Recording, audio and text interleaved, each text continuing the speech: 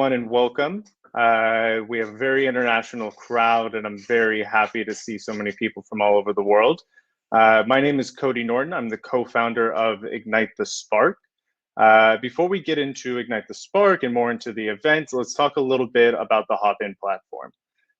Hopin is a great platform. We use it for 3 other events. This is a great platform because it allows you to network. You could directly have interaction with individuals. You'll obviously be here in the main stage and hear from our amazing speakers and our micro panels, but then at the very end, we'll have networking. The networking is basically speed dating. You'll have 5 minutes and you'll be paired up with a random individual. You just click, I'm ready, and then you'll be able to start networking. Also, I invite you to look at the expo booths after at the very end. Quick note, the platform will stay open for 2 days, so then you can go and still meet people and have conversation. So briefly, Ignite the Spark, as a co-founder with my partner, Eshel Lipman, we founded the community. It's an energy tech grassroots community based here in Israel. We focus on expanding energy technology, Israeli energy technology, domestically supporting them, as well as internationally. As you can tell, this is an international event, and I'm extremely excited to be able to share with you some amazing companies. I'll give you a quick peek just so you could see. We put together an energy tech ecosystem map. We'll post a link. It's available on our website. It's also available on Startup Nation Central. We'll send you this. This is a completely interactive map. If you click on any of the companies, you'll be sent directly to their Startup Nation Finder profile, and you'll be able to learn more about them. I highly suggest that you go and take a peek at this after the event. And I want to kind of just hop right into it. And so the first person that I want to call up, NG has been a great partner in this event, and I'm extremely thankful for them to be joining. The first one that I want to call up to talk just about engaging with Engie and the call for projects is Chile Kolami Monfils. She's actually the Innovation Ecosystems Director. So I'd love for her to come up on stage and share more about what she does and more about the organization. Hello, everybody. Nice to be here. Thank you for coming to this event, which I'm sure will give you a lot of information about the innovation ecosystems of NG, but also about the European programs, which could be quite interesting for Israeli startups. So let me share my screen as well. I hope you can all see that. And I'll jump right into it. So NG is a large multinational energy company whose purpose is to accelerate the transition towards a carbon neutral economy through reduced energy consumption and more environmental friendly solutions. What does that mean? That means that we, as a large energy company and the largest independent power producer in the world, have since the last couple of years reduced to almost zero our coal-fired assets, and the ones that we still have will definitely be gone by 2025. But we do still generate 101 gigawatts of electricity, 3 gigawatts of that, which is new renewable assets that were added last year, despite COVID. So we are a large company present in all corners of the world in about 50 countries with 170,000 employees and with revenues close to 60 billion euros. What does that mean? What are the activities that we're in? Well, I mentioned renewables and I mentioned electricity generation. So renewables is definitely a large part of our activities and the most growing part of our activities as well. As such, we are already number one in onshore wind production in France and in solar, but of course we have assets all over the world. We also last year inaugurated the first floating wind farm in Europe. And are looking to do a lot more of that. We're also very big in networks, mostly gas networks, but also some electricity networks. So we have the number one gas distribution network in Europe. We also have gas transmission in Brazil and many other networks around the world. And of course, we have client solutions, which means that we are helping our clients with their own energy transition.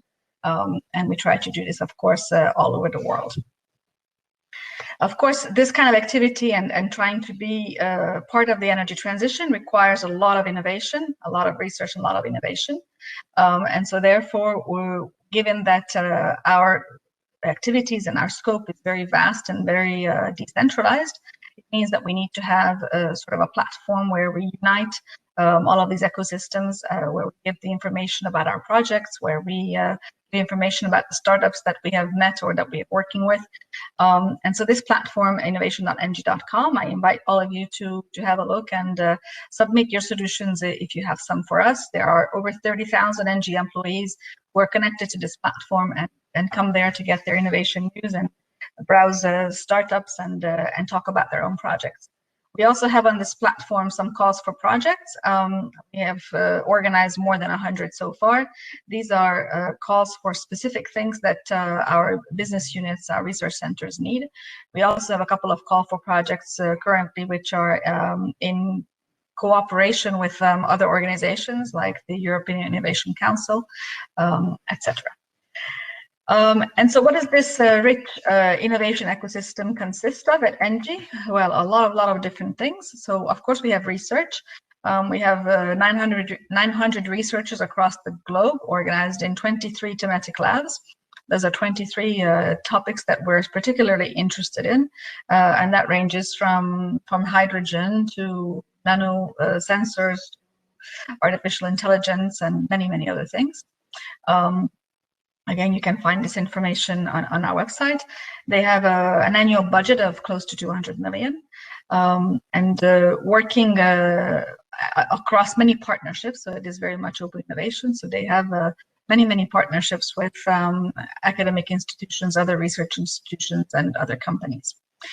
We then, of course, also have incubation and acceleration of these, some of these projects and other projects that we detect from startups.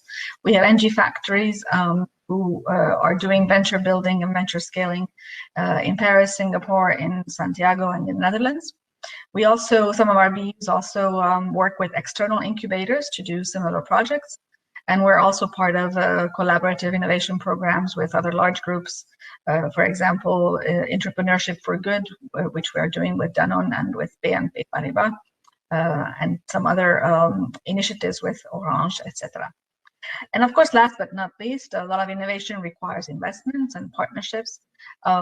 We, of course, have partnerships with the large European innovation organizations, and you will hear more about that from Pedro, from InnoEnergy, but we're also part of EIT Digital, of the Climate Kick, etc. And then, of course, we have partnerships with many other local, regional, national organizations, wherever we may be, whether it's in North America or Singapore or wherever else. And of course, we invest in startups. The BUs can invest in startups and different entities can invest in startups, but we do have our corporate venture fund, NG New Ventures, as well, who does that on a global scale. And with that, I will actually hand over to the Managing Director of NG New Ventures to continue this discussion and let you know more about that. Thank you. Thank you so much. It seems like NG is doing so many things, and there's so many opportunities in innovation, and especially someone who manages an innovation community. It's extremely thrilling to see all the work that you're doing. Thank you so much. Well, thank you.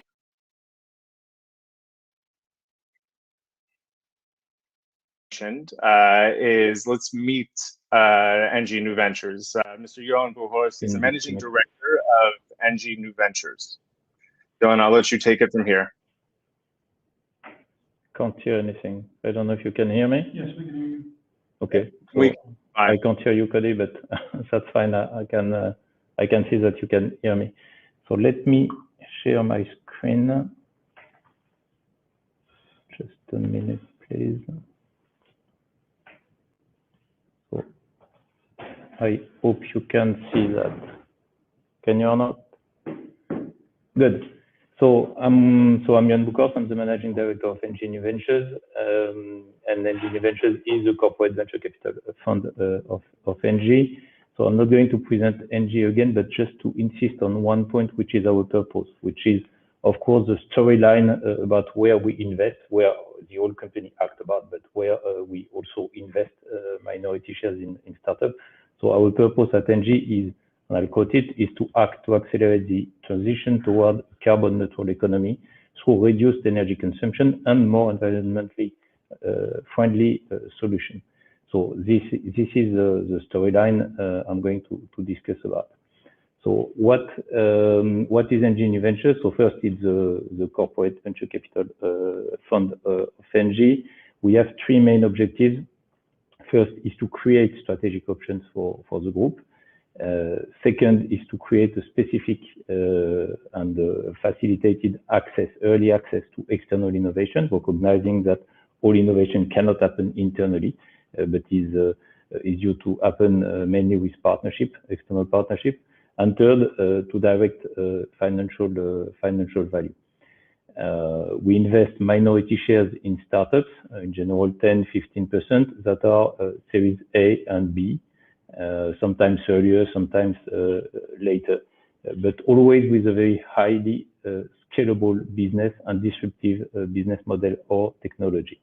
And of course, the main investment criteria is to have alignment of interest between our businesses at ENGIE and what the startup wants to develop.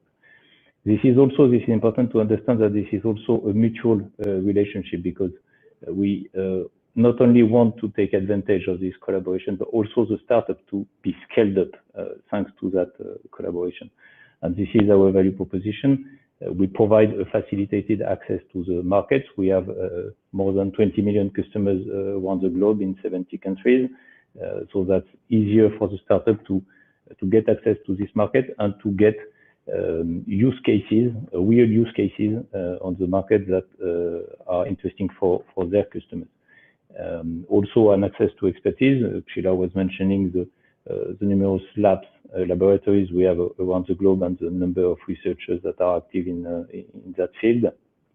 In addition, of course, to new business partnership, access to capital, and a positive image, because this kind of endorsement is, of course, a proof to the market that it's been tested, and a large corporate like ENGIE believes in it.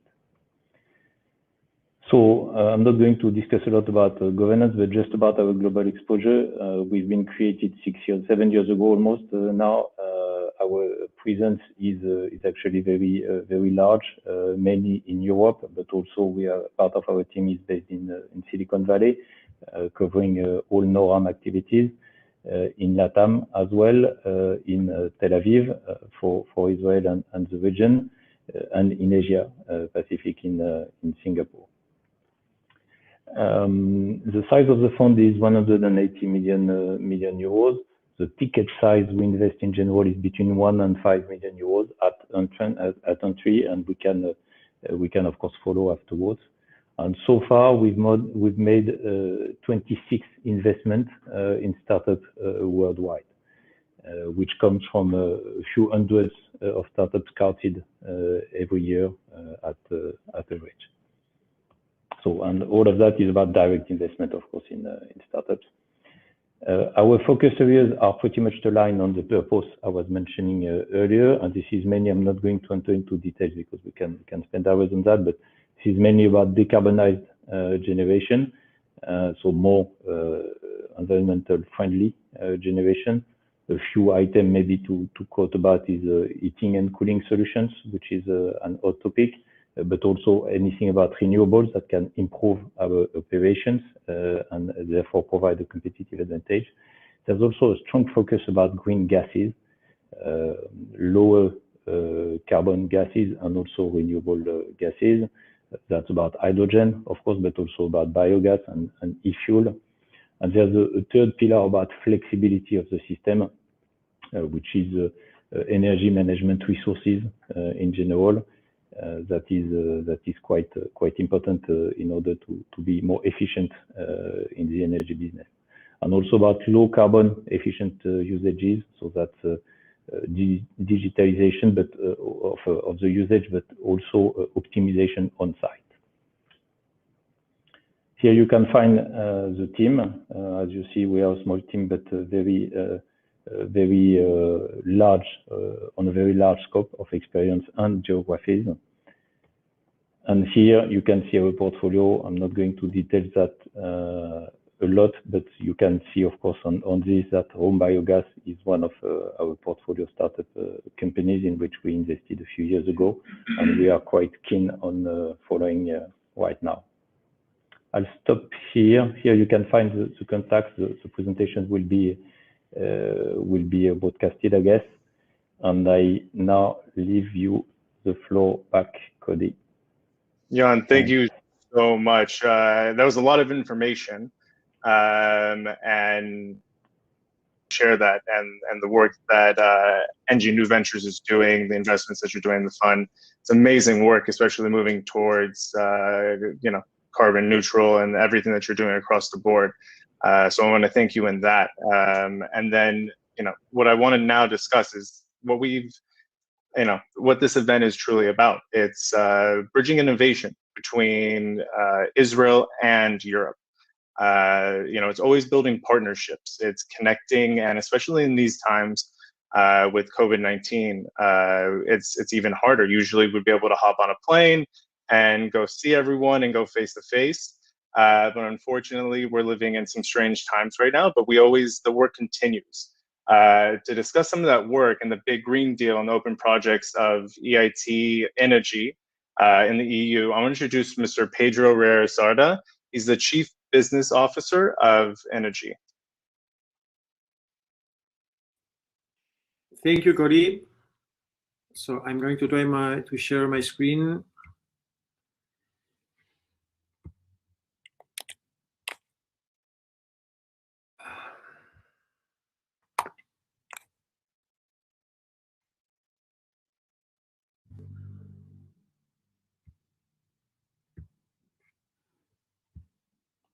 I'm sorry, it's not working for me.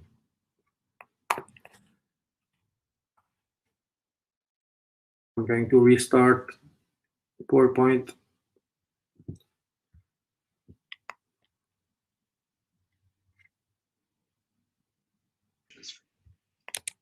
Pedro, maybe if you want to try and multitask as you're doing that point. I think I'm done. There we go. Here we go. Is it working for you? It's working. If you just want to go full screen, it should be good. Yep, we're all good. Okay, thank you. I'll let you take the floor. Yeah, thank you. Okay, so hello everybody. So we like to say InnoEnergy is the innovation engine for energy in Europe. So very quickly, because I have a bunch of slides. InnoEnergy is a private company. We are partially funded by the European Commission. So we started our activities in 2010. We are focused on people, technologies, and businesses. We will talk more about that later. And yes, our main goal is try to bring innovation in the energy sector in Europe. So we have three main business lines. We have education, we have innovation projects, so large projects often related with research. And then we have business creation. So this is the accelerator business unit where we try to screen for innovative solutions, and then we invest, and then we try to be early stage investors, and then and then what we try to do is we try to have those three activities working together. So, for example, in some of our ventures, some of the students of our master programs requested our business creation services. So they build their startup. We invested in the startup, and then sometimes those startups collaborate on bigger innovation projects.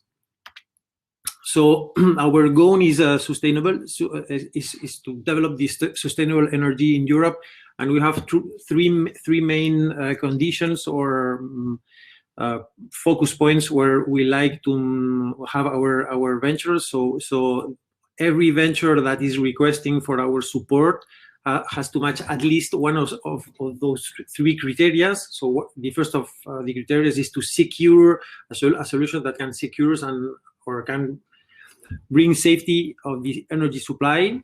The other one is increasing the energy efficiency, and the third one is to reduce the CO2 emissions. So all these solutions that are applying for our instruments, they have to match at least one of these criteria. So these are our thematic fields. We are mainly focused right now on energy storage, renewable energies, and smart grid solutions. You probably already know that there is a big hype right now on H2, no? So hydrogen solutions. So that's a transversal technology that may match in some of those thematics. So we have we have six main offices in Europe. We have also an office in the US, in Boston. We have 24 shareholders. You probably know most of those companies. These are universities, research centers, and energy companies. For example, ENGIE is one of our shareholders. We have more than 500 partners that are willing to know what are the investments we are making and what are the ventures we are supporting, because most of them, they can bring value to their activities. So we have a very close relationship with with all our partners. Then we have also a business unit in Brussels where we try to develop some actions to gain visibility. We have, for example, the European Battery Alliance and the Green Hydrogen Acceleration Center and the Solar Initiative. I will talk a bit more later. We are developing those initiatives on those three value chains, and this is bringing us a lot of visibility in Europe.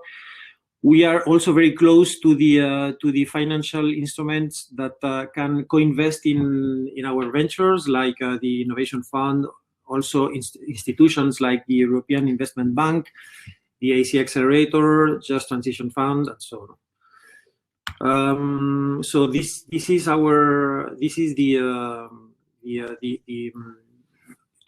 some numbers on our three main activities. So we invested in more than 100 innovation projects, in more than 300 startups, and we have more than 1,500 students. So very quickly, I will just introduce our three value chain initiatives. The EBA, you probably heard something about that. We estimate the annual market value for the battery sector in 2025 is going to be 250 billion. So we put in place this initiative where we try to join all the companies in Europe that are related with battery. We have more than 800 companies in this alliance, and from that alliance, there are some projects that are very big projects that are running. You probably know some of them: Northvolt or Vercor or Batchain in Spain. So we have the EBA for the battery sector. We have the EGAC for the hydrogen value chain. We think that the economy, that the hydrogen is going to have a value of 100 billion a year by 2025. So we think also it's a very important value chain for the future. We have here our first project, a green steel factory that runs with hydrogen instead with other fossil energies, and we think there are plenty of opportunities. Sheila was mentioning before the coal plants. We think there are those coal plants.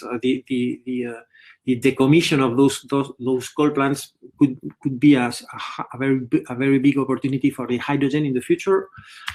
And then we have also the solar initiative that we just announced, the same thing. We want to join all the actors on the solar in Europe to try to build very big projects.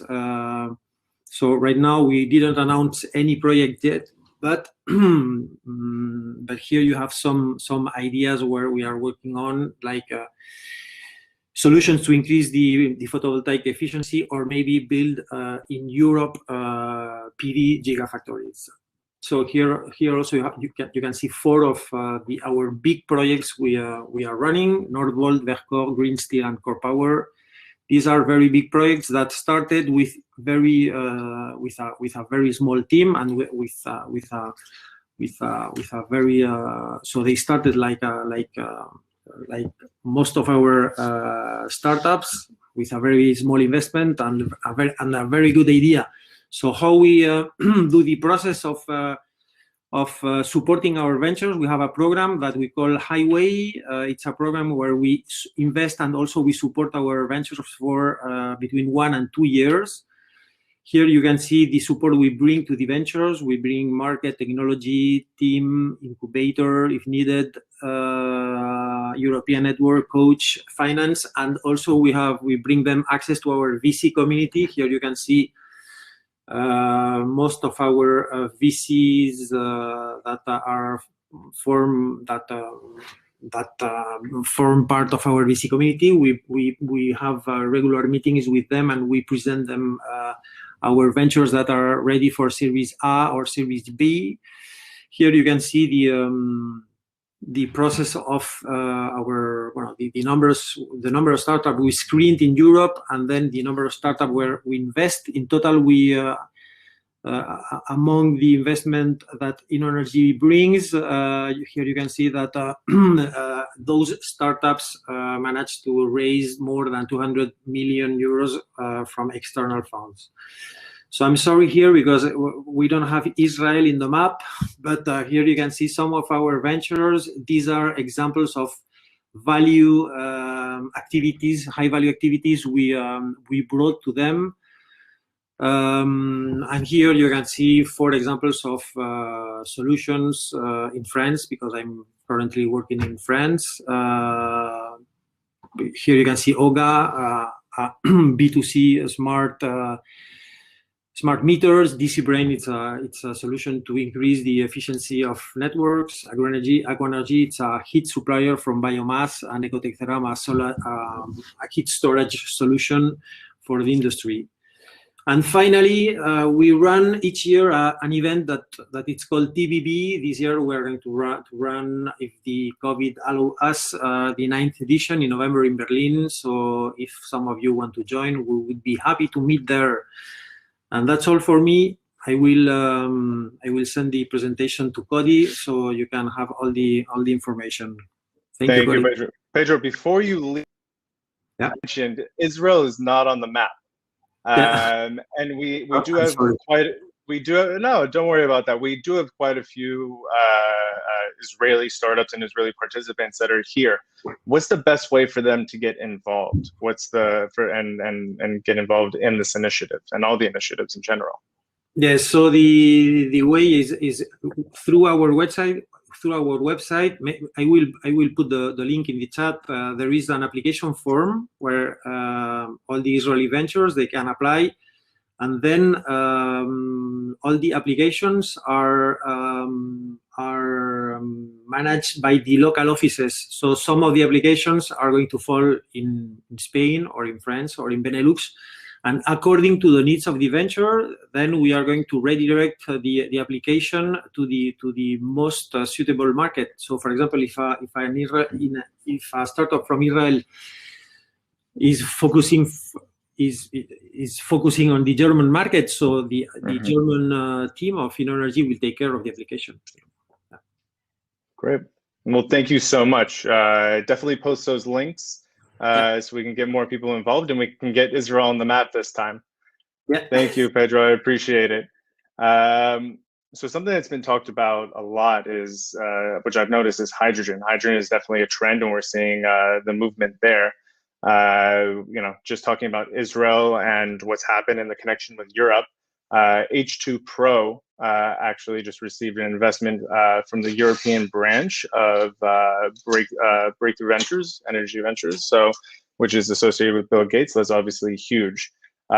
So with the first panel, while we're talking about investing and investing in Israeli startups, let's talk about it all the way to IPO. So I'm going to bring up Arnaud Dijukazin. I apologize if I butchered your last name. He's with Engie. He's a former board member of Home Biogas, which is, as you saw, a portfolio company. And he was appointed by Engie New Ventures. So I'd love to bring him up. And then as well, Osher Gafrati, the CEO of Home Biogas. So we could start our first micro panel. So if Osher can request to share and join as well, so we can get going. Great. Hi there. I know. I apologize if I butchered your last name. You're not the an first American, one. Don't worry about it. Great. Oshek, it seems that you're muted right now. Perfect. Great, gentlemen. So, we have about 12 minutes. So if you could both briefly introduce yourselves and kind of give us a little bit background on the relationship, that'd be great. Maybe about a minute and just give us a little info. Cool. Oshie, great to see you in this panel again. Maybe I'll start just so that we finish the Engie part quickly and we can listen to Mr. CEO Oshik. So indeed, I'm an investment director in Engie New Ventures, focusing on making investments in energy-related sectors, everything in Europe, including Israel. And my focus was looking in Israel together with Ann Bayer of iCare Innovation, the person that represents Engie in Israel. And I spend a lot of time in traveling to and from Israel, from Paris, where we are based. I'm originally Dutch in the end, but of course we have to engage in the startup nation. It's crucial that we are there and that we show that we are active in investment. So that's my background. Oshik, maybe up to you. Okay, hi Arnaud, good to see you. Hello Cody. Hello everyone. I'm Oshik, CEO and one of the founders of Home Biogas. Home Biogas is doing biogas systems that converts organic waste into clean energy for individuals, farmers, and international organizations. We have systems today all around the world, already in 107 countries. And one of our strategic investors are Engie, and we are ready to tell you all about it. So I think that's a perfect transition right there. You kind of touched on it, Arnaud, about Engie's investment strategy a little bit and what you've done. But let's, as we say in Hebrew, let's be tactless. Let's be direct. So how did this investment occur? This is something that I think startups and entrepreneurs are always wondering and looking for. Yeah. So maybe from our side, Engie is an old gas company that is part of the energy transitioning to green gases, to green energy. And in Israel, if you look at the startup ecosystem, a lot of SaaS companies, software companies, high-tech companies, and I was also looking for innovative gas companies. And so I pushed Anna a lot to take me to these kind of innovation, and we visited Home Biogas. Now, Home Biogas is a perfect startup to visit. I do recommend everyone to go to Beit Yanai and visit the offices of Home Biogas. They will take good care of you. There's good food on the table. The weather is always nice. The beach is around the corner. But on top of that, it's a great team. So for our investments, it's very important that we see a great team with passion for what they do, with good technology. And what I was most impressed by Oshik and the team also is great network of partners. They bring about them a good vibe and a good way of opening up markets, opening up partnerships. You see Oshik in all kinds of pictures with famous celebrities, and they're all glad that they're meeting Oshik. That's basically it. So I think we talked a little. You just mentioned the Israeli hospitality. Oshik, maybe I'll turn it over to you. What do you think is the advantage of having an EU-based investor, especially maybe a European board member, and especially that NG is a very international company, as we've seen on all the maps across the presentations? How has that truly benefited home biogas? Well, it's a great benefit. First, it creates credibility. For a small startup, you know, if you have, for a small startup, if you have a partner, a shareholder like Engie, it's creating credibility, and it's bring you, you know, it take you a few levels up, and it's opened the doors to other strategic investor. It's opened the door for international organization. For it's, in one word, it's credibility, and it's everything. In business, it's a lot. And it's not easy, you know, to bring a company like Engie. This credibility doesn't come, you know, easy to create a partnership with such a big organization. Not every startup is able to go through all the process. And once you go through this process, the value of it is almost in everything you do. If you go to investment round, if you go to present it to potential distributor, if you want to go to do a project with the international organization, with the UN, with USA, and if you want to go to an IPO to bring on institutional investor. So it's a valuable partnership. So, gentlemen, I would like to kind of open up this question to both of you because it's an interesting side. So, because we have two different cultures at the end of the day, and there are cultural differences between, you know, a lot of the EU countries and Israelis. So, what are some? Maybe can you share some subtleties on both sides from the, you know, from you as an entrepreneur and a startup, and then obviously from the investment side. How do you approach European investors? What's the method? How do you do it subtly? How do you actually get these connections? Especially maybe if you could touch on a little bit in these COVID-19 circumstances.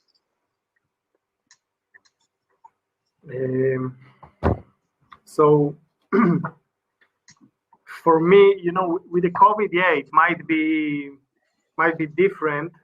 The first time I've met Engie was in Paris in the COP21.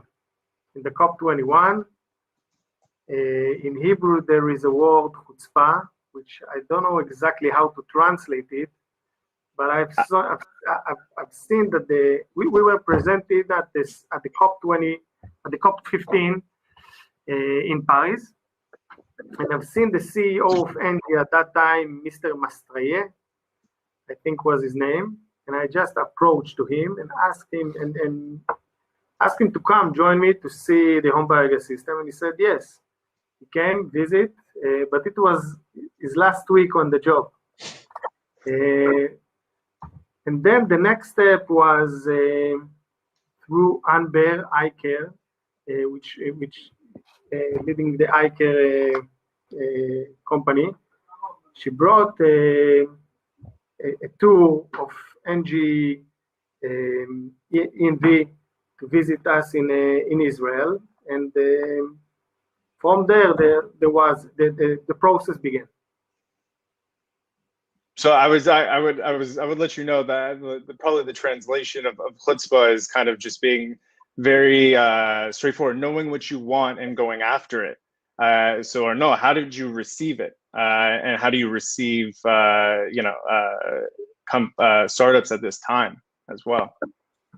Well, in general, I think it's important as an investor. It's important that our startups are capable of doing this kind of things and are confident that they will succeed. So that's useful, but it's also important that we build some form of trust. And I see that in the let's call it the Israeli culture, as far as I can tell. I think trust is very important. It's a way to shape a connection between people, and to make sure that what we bring to the table is real. It's not just some nice slides. It's just this is real stuff. It's business. So we try to bring together other investors. We try to bring together potential customers, other ways to improve. And share, for example, in our due diligence, the research that we do in our labs on the products, these kind of things with the startups, so that they can improve and that we can bring add value. But as I said, I'm Dutch as well, so that the directness, that doesn't scare me, let's say. But maybe it's different in different European countries. Europe is not like the US, a bit like one type. It's more difficult, and that's why a European investor can be useful, because we know, of course, very well how to deal in the different countries. We have actually operations in all of the European countries, which helps as well. But on top of that, in Africa and in Asia and India, where we spend a lot of time together to develop the home biogas business.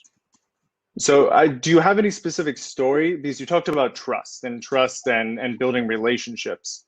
Do you have any specific stories that you could possibly share about NG and home biogas, like a success or a funny story, or something that's happened between the two in this relationship specifically? Well, I think let's not share any funny story, but let's keep it professional. It's about promising things as a big corporate. You have to be able to actually deliver on those promises as a corporate, and the same for a startup. So when you say, we're going to target this in this market, let's actually do it and put the money where your mouth is. That's important, and that's related to people as well. And by doing these projects and engaging each other a lot of time, spending time at each other's offices, that helps, in my opinion. Oshik? Right. Yeah. Well, the key word here is trust, like Arnaud said, and for me, we are partnering with NG, but actually the contact is through Arnaud, and me and Arnaud, I think we had on an average once a week a call, either with me or with someone else in the team, and it's a relationship. It's a professional relationship, but it's also a kind of a friendship, and taking care of each other.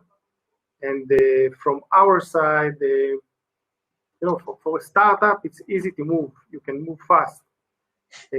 For a corporate like NG, it's difficult, and I understand it. And because of this relationship and this trust, I trusted Arnaud that he will do his best to move things as needed in a very, very short time frame, I must say. Even for a startup, the moves sometimes are too quick. So for a corporate, and you need decisions, you need approval for certain decisions. And yeah, well, we had situations together where I'm really pushing Arnaud to move, and I in the same time I understand his difficulties because of the way the organization is structured, and eventually the goal is the same. This is the main thing. The goal is the same. Yeah, and I think that's the beauty of it. It's the back and forth and the constant conversation, and then the beautiful friendship. Because I see when you two talk, you're both smiling at the end of the day. This isn't a strained relationship, and so there's definitely a beauty in that. Gentlemen, I want to thank you both for that. Please, everyone, feel free to reach out to them. Find them in the event, and people reach out to them directly, have conversations. Gentlemen, thank you again. I really appreciate your time. You're welcome. Very much. Thanks, Cody. Bye-bye. So keep it going. Let's get ready with our second micro panel. So this one's about creating innovation together. We've talked about R&D. You've heard about R&D consortiums. And so I want to bring up Carlos Moll, project coordinator with Vito, and then as well, Niles Fleischer from, he's the CEO of Algion. Hello. Gentlemen, hello. Yeah. Hello. So maybe if, Carlo, if you want to start with a brief introduction of yourself, and then we'll go with Niles after. Yeah, I will do. Okay, so my name is Carlo Mol. I work as a project manager at VITO, and VITO is an energy research institute in Belgium. We do research together with University of Leuven, Hasselt, and IMEC under the name of Energyville, and we focus on intelligent energy systems, meaning renewable energy. Storage has been mentioned already by previous speakers. The integration of all these things in the energy market is very important. We look at thermal solutions, we look at electric solutions. Personally, myself, I work a lot on batteries, stationary batteries, automotive batteries. And the idea of VITO is to do research, bring it to the market. We go up to a high TRL level, but most of the time it's not VITO who brings it to the market. It's together with industry. Industry takes over the research we have done. Sometimes we have spin-offs, but most of the time we cooperate with other companies. And I think the project we will explain today also with Algolion is a perfect example from that one. Niles, I'll turn it over to you for a brief introduction. Sure. My name is Niles Fleischer, CEO and co-founder of Algolion. Algolion is I would say, a stage high-tech Israeli company focusing on bringing safety to energy storage, specifically lithium batteries for electric mobility and energy storage systems. Our solution prevents these batteries from catching fire, which is very critical, and the technology extends the advanced warning period from seconds that you have today out to actually days. And the way I found, or the way we started this project with Carlo and VITO, is that in one of my previous startups, I've had several under my belt already. In one of my previous startups, we had a project with VITO, Carlo's organization. And when a new call came out for Horizon 2020, I contacted them, and that formed a sort of a nucleus within which the consortium was eventually created. And then we had a very successful proposal, and we've been working together really closely for 4.5 years. I would call it even a family at this point. And I'm quite sad, actually, that it's coming to an end. So maybe if we could backtrack a little bit and kind of share how this consortium was formed, and how do you figure out, like, what is the outcome? And then was it accomplished? It seems like it is, because it seems like it's coming to an end, and it seems like the family's breaking up, which is unfortunate. And then what are the next steps once you've accomplished your desired outcome?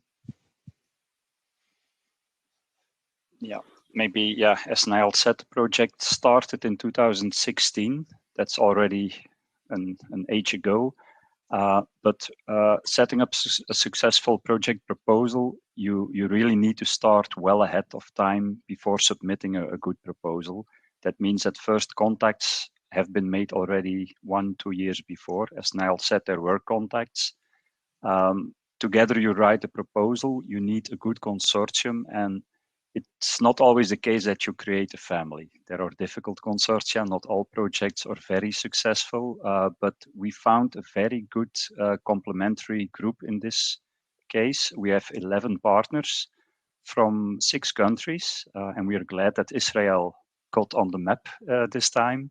So it's not only the European countries, but we have the Netherlands, Belgium, France, Germany, Slovakia, and Israel on board. Together we started the project 4.5 years ago. And as Niall said, it went quite well. So we focused on batteries, battery management system research. And a good thing is that you have a good complementary mix in the project. Meaning from research point of view, we have universities, we have research institutes, and we have industry.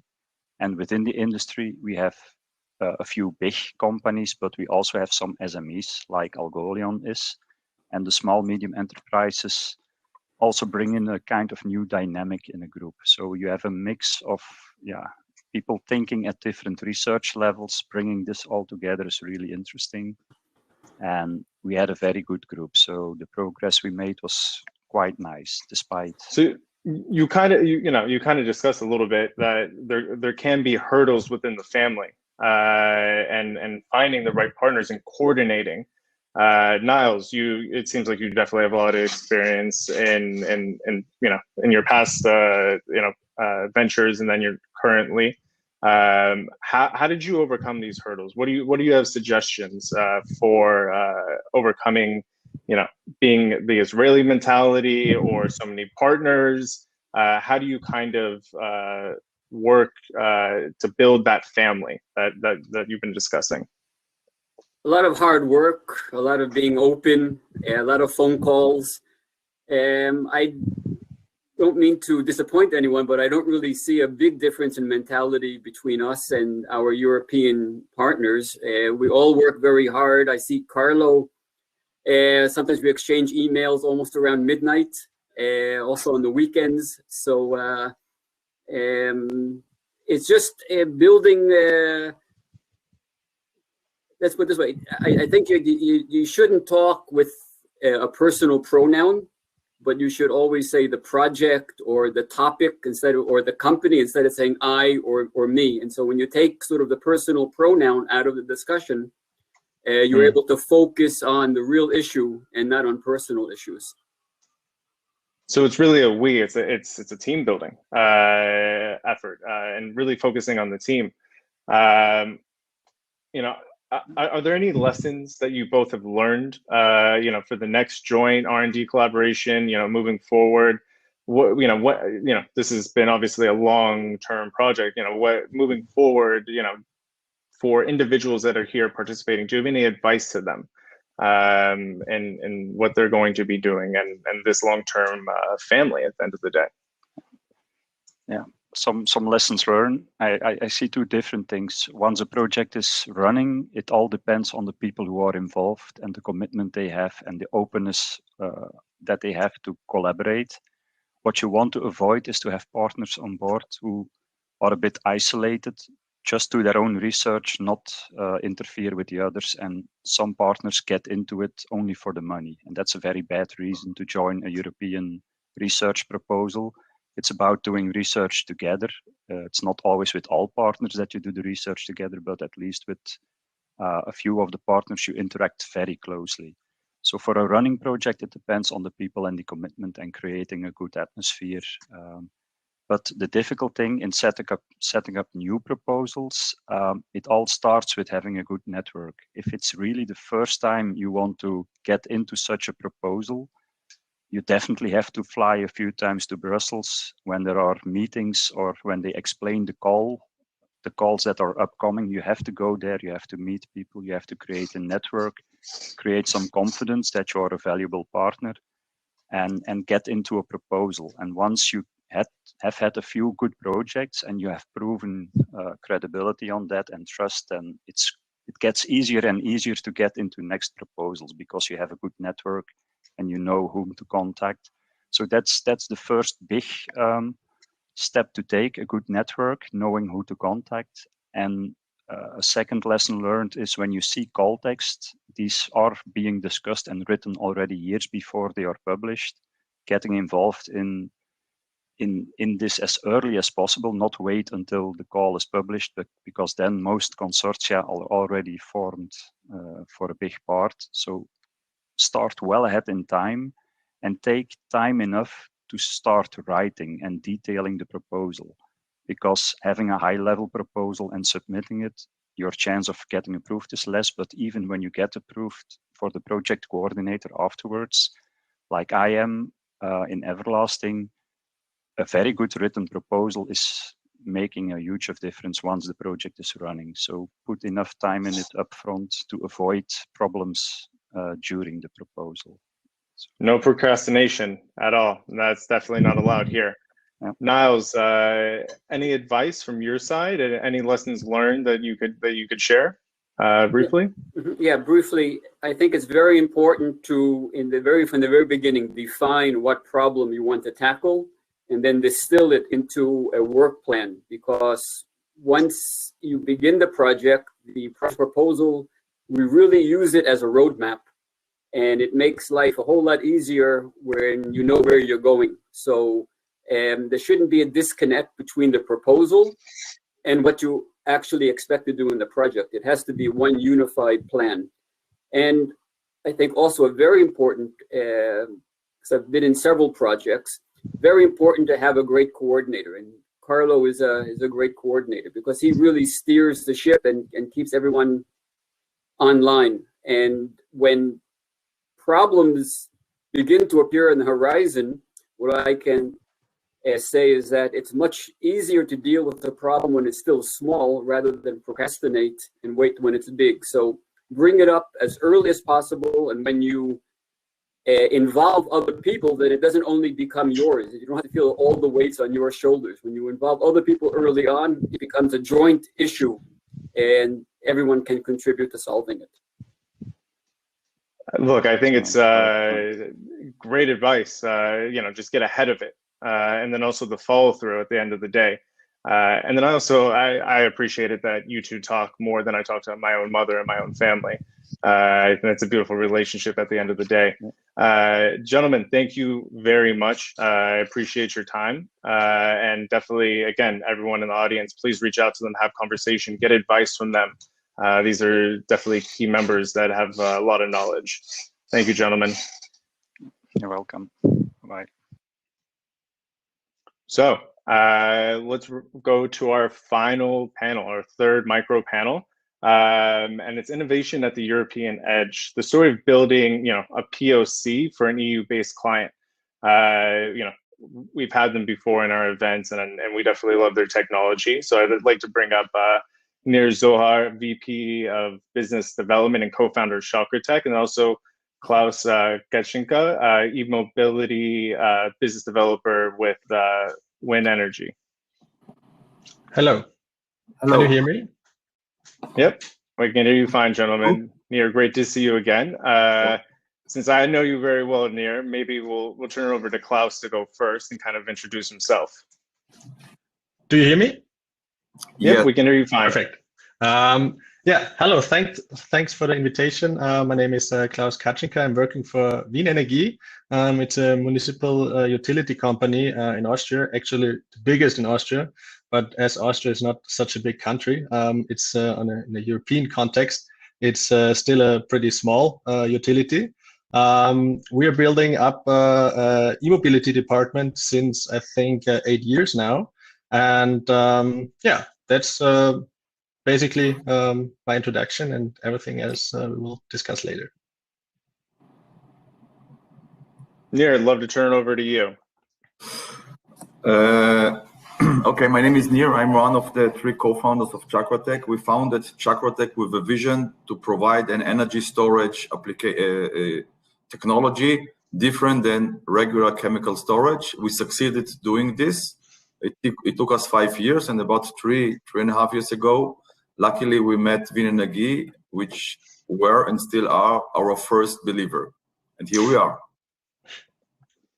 So here you are. So the inception of this partnership, how did it happen? And then how are you planning to grow? Maybe if you could share just a brief story on that. Maybe I'm going to start. What we did in, I think it was 2017, so already a long time ago as well.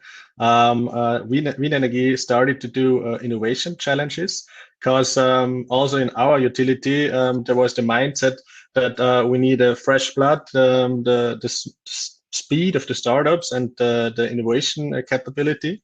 So we started with our first innovation challenge. And it turned out that Chakrotech won the first innovation pitch. So we started off with an POC project, and I think it was 2017, and it only ended end of last year, and it was a really nice journey. Nir, maybe you could share a little bit from your side. How do you convert a lead as big as an electrical utility? How do you, that's a question. A lot of people look for investment. How do you convert a lead that's an electrical utility? It seems like a difficult task for some.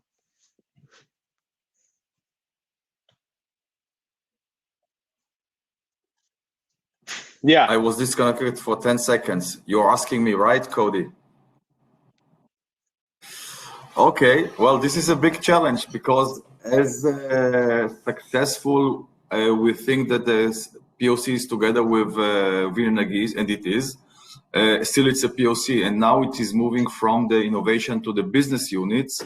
And this, it's not going to the business unit as is. It's another step to go another step up. It's an effort. It's an effort which now we're doing together, Klaus and myself, and we have a third colleague working with us. It's an effort. It's not. So a startup shouldn't think if he passed the innovation unit that, well, now we have a business. No, it's just the first step, a necessary but first step. And here we are now at the process. Klaus, myself, Vinenergy, Chakratech, addressing together potential business customer, mutual potential business customer. Everyone's kind of talked about trust, family, the relationship, communication. Let's talk about maybe along this road, were there any scary moments? Were there any times, that you figured out that you might need to pivot the product? Did you learn anything throughout this that you could share? Because it's obviously, it can be a bit scary going into this with the POC.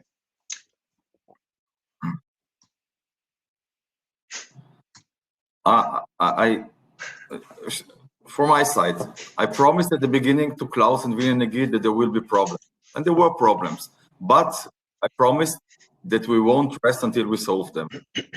And coming to this day, from our side, it wasn't a smooth path, but we are here. We passed the problems.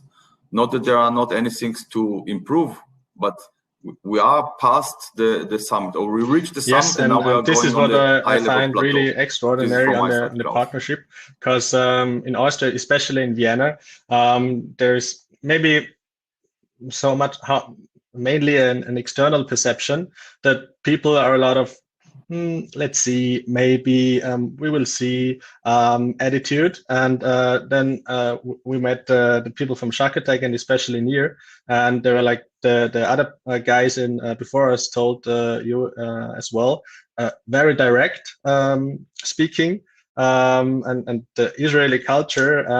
I have to contradict the guys in the former session.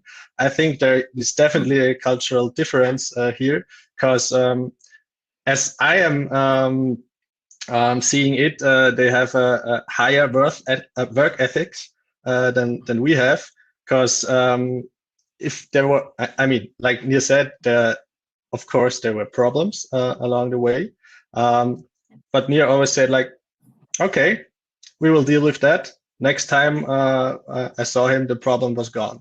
So that was a really fascinating thing to experience, and that's not a thing you really notice when you're working in a big utility company, because always every process is taking a lot of time, and that's the thing. That's the really neat thing to be working with a small startup, especially apparently from Israel.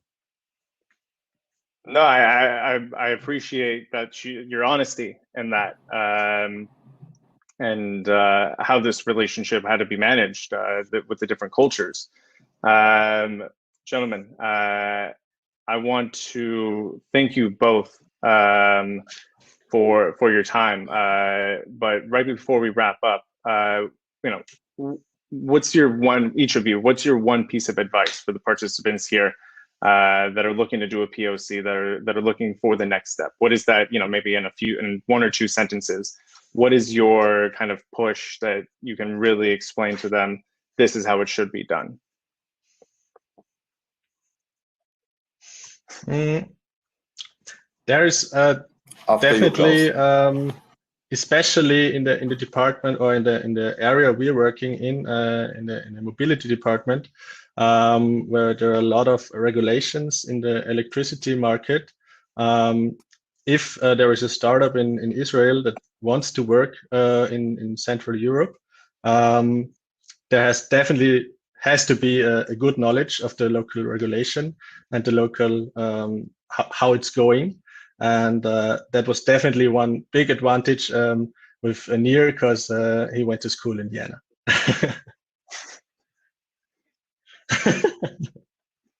It's a bit of a cheat code. Minor. Yes. Thank you, Klaus. From my side, never stop and never think that something is not possible. And when you're working with a big company like Wien Energie, the pace is different. Don't feel comfortable when you send a mail to Klaus, for example, and think something will happen. It will happen. But if you want to happen on time, don't stop. Be a little bit with the Israeli culture. Tell him when we need it. But you know, everything with a big weight. Don't push too much, but don't wait, and don't think that if you send a mail, it will happen. No, work together, work as partners together, and this is totally fun. Great, gentlemen. I think just overall, from all the micro panelists, I love the fact, you know, the communication and truly bridging innovation between the EU and Israel. Gentlemen, I want to thank you both for taking your time, and I hope you have a great rest of your day. Thank you very much. Thank you too. Bye. Thank you. Charles, thank you very much. Bye. So I truly believe that, you know, we've already bridged the EU and Israel based on what we've heard from the micro panelists on these relationships, on these three different ways, on R&D, on POC, on you know, investment and going everywhere. There was a name, if you noticed, that was constantly brought up. It was kind of snuck in. And so I want her to actually close out this event. Ms. Anne Baer, she's the CEO of iCare Innovation, and she's also the senior advisor to NG New Ventures for the past 5 years here in Israel. She's been, you know, deep in Israeli tech for years, especially energy, and she knows so much. You know, we partnered with her in this event because of her knowledge. And you know, as a young community, we're going to be celebrating our 2-year anniversary from the inception of Ignite the Spark at the beginning of April. And so we've actually, you know, through this whole time, Anne has been a great advisor, and she's been there. So I'd love to invite Anne to come up and close this out.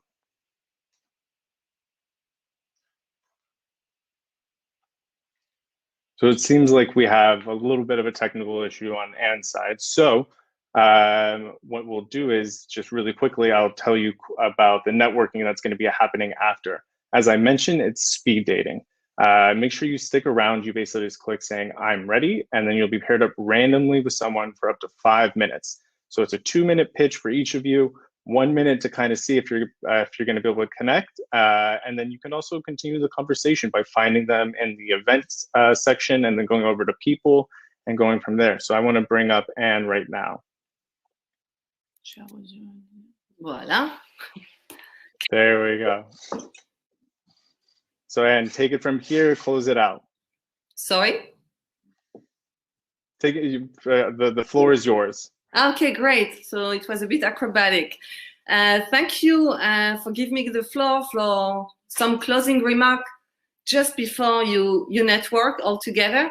I think what we heard from the speakers really is demonstrating the complementarity and all the potential between Europe and Israel. What I can say about it from my own experience is that we have in Israel lots of innovation, but also a deficit in what we can call commercialization. So when you look at the Clean Tech Index, which is published every 3-4 years or so, you will see that on R&D, Israel is very high in terms of patents and innovation, but that Europe and especially France can provide the markets and especially the commercial partners that Israel needs. And for Israel, Europe is really a nearshore, privileged partner. We live exactly in the same time zones, and we have very compatible cultures, as you saw. In Israel, you will find dreamers, and in Europe, maybe you will find, as Arnold said, in old Europe, you will find old groups, but definitely very structured to host innovation, to invest in long-term challenges such as hydrogen or electric mobility, which requires so much cash and are so intensive. I want to emphasize something. You will hear about it also tomorrow if you connect at 2 to the invitation of ICERD. I think you can see it on the chat. Last December, Europe finally adopted the most ambitious stimulus package ever. It's composed both from the long-term budget, the regular budget of EU, but also of what we call next generation. So it's like a Plan Marshall. It's really rebuilding Europe post-COVID war, I can say, and helping states, regions, companies, and individuals to rebuild Europe in terms of resilience, in terms of social and political resilience, but also in terms of digitalization. And green is the objective of all, I think it's completely transverse, of all the criteria in order to get to these public funding, these pockets. Now, in terms of what we know in Israel, what is managed by ICERD, Horizon Europe, you will have 5 billion dedicated to this kind of R&D, but this 5 billion is only a very small share of the 1.8 trillion euro that has been adopted last December. So connect tomorrow to the webinar of ICERD. Now you will see that not only utility companies have adopted very ambitious commitments in terms of energy transition and renewables, but also oil and gas is making a very big move, catching up, I may say, in terms of portfolio, also the utility companies who started 20 years ago to get into these markets. If I look back at Israel, I remember when I came 8 years ago, nobody was speaking about clean tech. And when you said clean tech, it was only water. You know, energy was very far from the minds of main VCs. And we could not find even one investor investing in, let's say, startups like home biogas. So without the help of foreign investors, actually nothing would have happened. For the last 3 years, we are all witnessing the eclosion of a new ecosystem. And when you look at the figure, in 2019, there were 2 countries in the world who invested the highest, or at least so the highest increase in energy tech investment, and these were US and Israel. So what I'm calling now is you to be part really of this revolution that could be exactly the same revolution as what we saw for auto tech and for mobility. So I think Eshel Lipman and his pro bono team are really playing a major part of this revolution by binding us together, by creating this community. And I will let you maybe network now and make this community live.